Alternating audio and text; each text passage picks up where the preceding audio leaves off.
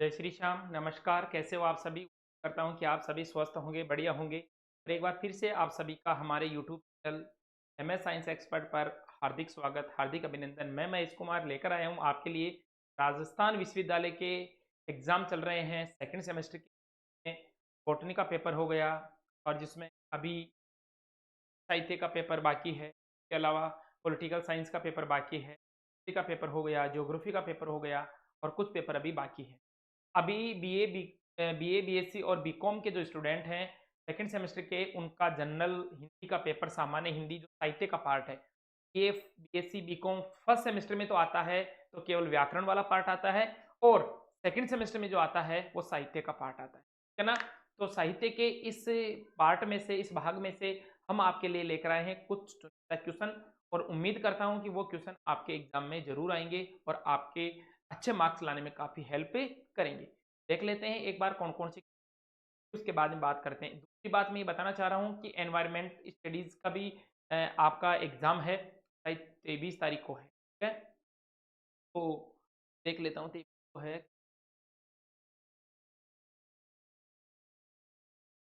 इसका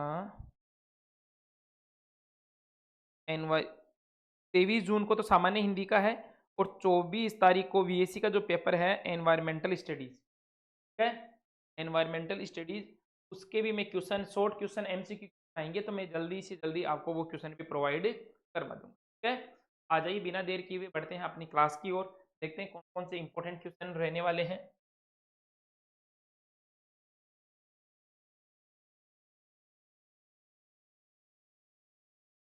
पहला प्रश्न,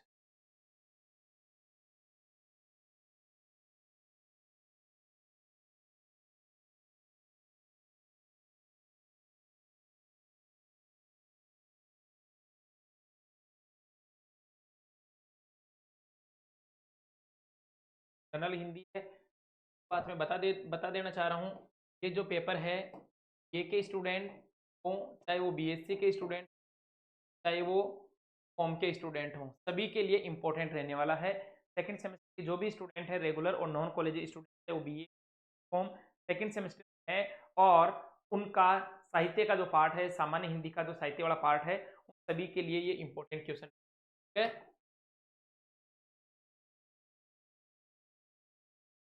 ओके, सबसे पहला पहला प्रश्न है, मुंशी प्रेमचंद द्वारा रचित कहानी ईदगाह। मुंशी प्रेमचंद की सुप्रसिद्ध कहानी है, सबसे अच्छी रचना है का मुंशी प्रेमचंद में। वो एक बालक जो है वो अपनी माँ के लिए चिमटा खरीद के लाता है, ठीक है ना। कहानी पढ़ी होगी, बहुत ही शानदार, बहुत ही मार्मिक कहानी है। तो मुंशी प्रेमचंद द्वारा रचित जो कहानी है ईदगाह का, अपने शब्दों में मूल्यांकन कीजिए। मतलब कहानी आपको नहीं लिखनी है, लेकिन वो कहानी का सार क्या है, क्या कहना चाहता है। मतलब मुंशी प्रेमचंद द्वारा रचित जो कहानी है ईदगाह, वो आपके अपने जीवन चरित्र में किस प्रकार से आपको आगे बढ़ने की प्रेरणा देती है, या किस प्रकार से आप उसकी व्याख्या कर पाओगे, उसके बारे में आपको मूल्यांकन करना है, ठीक है ना। तो पहला जो प्रश्न है वो ईदगाह से है।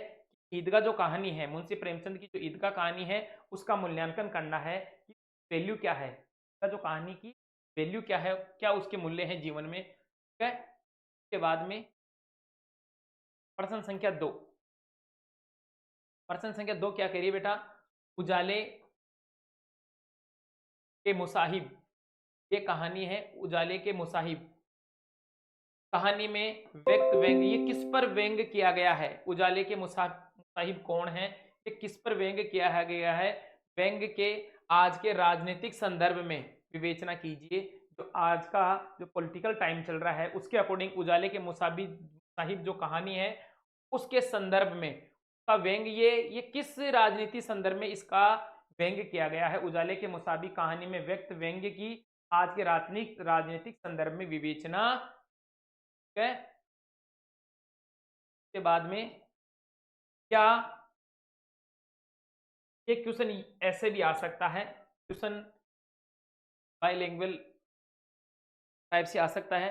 अगला प्रश्न है, प्रश्न तो वही है, लेकिन उजाले के मुसाहिब जो कहानी है, कहानी लोक कथा शैली में सामंती विद्रुपता और वर्तमान शासन व्यवस्था पर करारा व्यंग है। मतलब उजाले के मुसाहिब जो कहानी है वो वर्तमान शासन व्यवस्था है, वर्तमान की जो पॉलिटिक्स है, वर्तमान की जो राजनीति है, वर्तमान की जो सरकारें हैं उस पर एक तीखा व्यंग करती है। कौन सी कहानी? उजाले के मुसाहिब। कहानी लोक कथा और लोक कथा शैली में, जो ये लोक कथा शैली है उसमें सामंती विद्रूपता और वर्तमान शासन व्यवस्था पर करारा व्यंग करती है। इसकी व्याख्या आपको बताना है कि किस प्रकार से ये कहानी वर्तमान की शासन व्यवस्था पर व्यंग करती है। तो दो प्रश्न हो गए, बहुत ही कम क्वेश्चन लेकर आए हैं आपके लिए।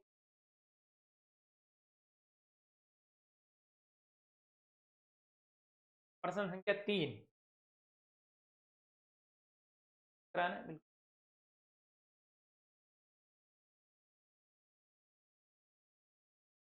प्रश्न संख्या क्या कह रहा है? आचार्य हजारी प्रसाद द्विवेदी द्वारा रचित नाखून क्यों बढ़ते हैं निबंध है ये। आचार्य हजारी प्रसाद द्विवेदी द्वारा रचित एक निबंध है जिसका नाम है नाखून क्यों बढ़ते हैं। नाखून क्यों बढ़ते हैं?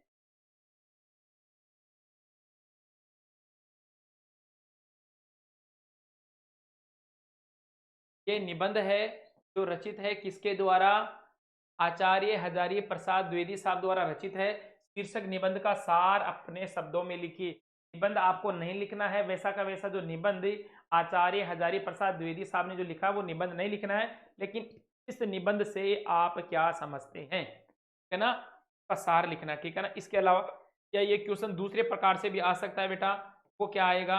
नाखून क्यों बढ़ते हैं निबंध के आधार पर मानव सभ्यता और विकास का वर्णन कीजिए। नाखून क्यों बढ़ते हैं निबंध के आधार पर मानव सभ्यता और विकास का वर्णन करते हुए बताइए कि आज की सभ्यता प्राचीन सभ्यता से कहां तक भिन्न है। मतलब आज की जो सभ्यता है और प्राचीन जो सभ्यता है उन दोनों में कितना डिफरेंस है, किसके आधार पर बताना है नाखून क्यों बढ़ते हैं, क्योंकि इस निबंध में इसकी व्याख्या की गई है। नाखून क्यों बढ़ते हैं निबंध के आधार पर मानव सभ्यता और विकास का वर्णन करते हुए ये बताना है कि आज की सभ्यता और प्राचीन सभ्यता कहां तक भिन्न है और मनुष्य का सच्चा धर्म क्या है। मनुष्य का सच्चा धर्म क्या है, ये भी आपको इस निबंध के आधार पर व्याख्या करनी है, ठीक है।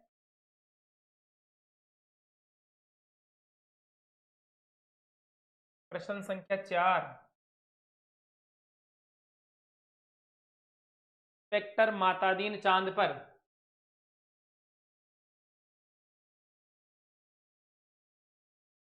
इंस्पेक्टर मातादीन चांद पर रचना है। रचना के माध्यम से परसाई जी की रचना है ये। परसाई जी ने हमारी वर्तमान पुलिस व्यवस्था पर सटीक व्यंग किया है। पर सटीक व्यंग किया, इस कथन की व्याख्या कीजिए। मतलब परसाई जी की एक रचना है इंस्पेक्टर मातादीन चांद पर। उस रचना के माध्यम से यह बताया गया है कि हमारी जो पुलिस शासन व्यवस्था है या पुलिस व्यवस्था है वो कैसी है, कि है, सरल है, लचीली है, क्या है। तो आपको वर्तमान पुलिस व्यवस्था पर सटीक व्यंग्य किया गया है इस कहानी पर। ये जो रचना है इस रचना में बताया गया है वर्तमान की पुलिस व्यवस्था कैसी है उस पर व्यंग्य किया गया है। तो उस व्यंग्य को आप अपने शब्दों में विवेचना करनी है। प्रश्न संख्या 5 क्या कह रहा है? अनुपम मिश्र के निबंध, अनुपम मिश्र का निबंध है आज भी खरे हैं तालाब। आज भी खरे हैं तालाब। ये अनुपम मिश्र का एक निबंध है जिसका नाम है आज भी खरे हैं तालाब। का सार अपने शब्दों में लिखिए। ओके, आज भी खरे हैं तालाब, इसका सार अपने शब्दों में लिखना है। जो किसकी रचना है बेटा? ये किसका लिखा हुआ है? अनुपम मिश्र का। अनुपम मिश्र का एक निबंध है आज भी खरे हैं तालाब, उसका सार अपने शब्दों में लिखना है। ओके,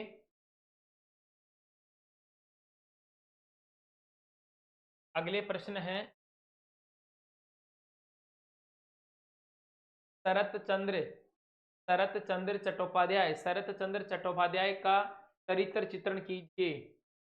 लेखक हैं शरत चंद्र चट्टोपाध्याय, का चरित्र चित्रण करना है, ठीक है। उसके बाद में प्रश्न संख्या 7 क्या कह रहा है? नीलू कर्तव्यनिष्ठ कुत्ता था। नीलू कर्तव्यनिष्ठ कुत्ता था। ये महादेवी जो वर्मा है उनकी रचना है ये। महादेवी वर्मा द्वारा रचित रेखा चित्र में नीलू के शारीरिक सौष्ठव एवं स्वामी भक्ति, नीलू की जो स्वामी भक्ति के बारे में बताया गया। नीलू एक पात्र है जो कुत्ते का नाम है। तो यहाँ पर नीलू कर्तव्यनिष्ठ कुत्ता था, तो उसके शारीरिक सौष्ठव और उसकी स्वामी भक्ति किस प्रकार से प्रसिद्ध थी, तो उसका आपको वर्णन करना है, ठीक है ना। ये महादेवी कवियत्री जो महादेवी वर्मा है, उनके द्वारा रचित रचना है। उस रेखा चित्र में नीलू कर्तव्यनिष्ठ कुत्ता था, उसकी आपको व्याख्या करनी है, ठीक है।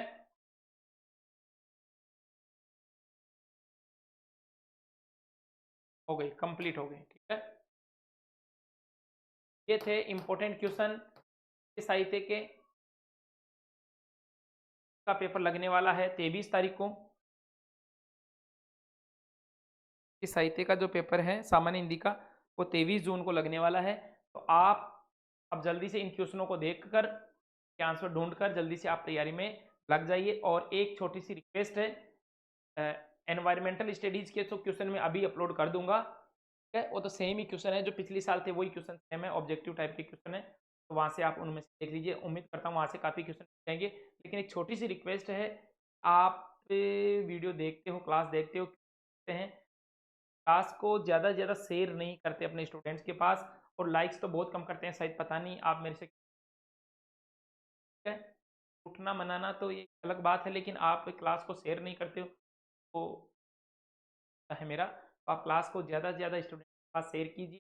और जब वीडियो देखते हो, क्लास तो देखते हो, व्यूज़ काफ़ी आ रहे हैं, तो जब देखते हो तो एक बटन लाइक का दबाने में आपका क्या जा रहा है, ठीक है। आप इतना सा काम तो कर दीजिएगा। और बाकी इसके अलावा और कोई क्वेश्चन आपको चाहिए तो आप कमेंट सेक्शन में जाकर, प्यारे से एक बच्चे ने कल कमेंट किया था, नाम तो क्या है, नाम क्या है उसका, नाम तो मैं ले लेता हूँ, लाइव क्लास तो नहीं है लेकिन नाम ले लेता हूँ उसका। क्या कि हाँ क्वेश्चन मिल रहे हैं तो जय श्री श्याम लिखो। क्या है,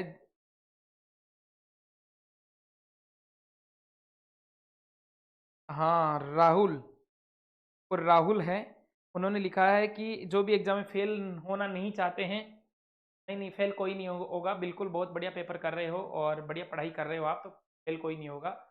इसमें आपकी भी, हमारे द्वारा भी आपको काफ़ी सपोर्ट किया जा रहा है, तो कोई होगा ही नहीं।